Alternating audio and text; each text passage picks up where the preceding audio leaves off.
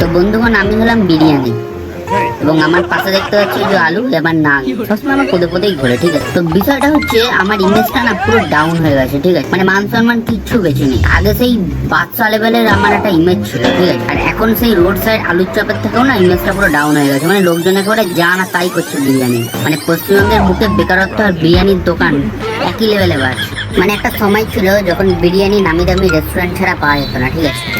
কিন্তু আজকে বিরিয়ানি বিক্রি হচ্ছে কি নামে? না বাচ্চার বিরিয়ানি, আমেরিকান ফেরত দাদার বিরিয়ানি, দুই বোনের বিরিয়ানি। আর কিছু কিছু ফুড ব্লগার তো মানে বিরিয়ানির ব্লগ করতে গিয়ে রীতিমতো মাঝিবাজি শুরু করে দিয়েছে।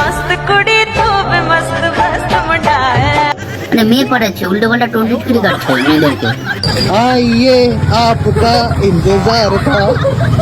একটা সময় বিরিয়ানি একটা লেভেলে বিক্রি হতো, আর আজকে লোকে সেই 5 টাকার ঘুগনির প্লেটে বিরিয়ানি হচ্ছে 10 টাকা দাম। ভাবতে পারছো? দাঁড়া দাঁড়া বানা একা করে চিল্লা, এত লোক মিলে চিল্লালে কার কথা শুনবো? চিকেনটা নাচাও একটু দেখি।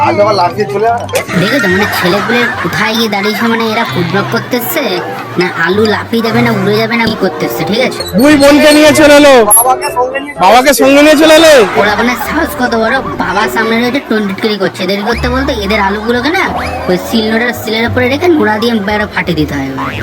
সব রস একেবারে নিংড়ে ঝরে যাবে। আজকে এই পর্যন্তই। তো ভিডিওটা যদি ভালো লাগে তো অবশ্যই লাইক করে দেবে, চ্যানেলটাকে সাবস্ক্রাইব করে সাথে থাকবে। তো চলো টাটা, দেখা হচ্ছে আবার নেক্সট কোনো ভিডিওতে। Bye bye.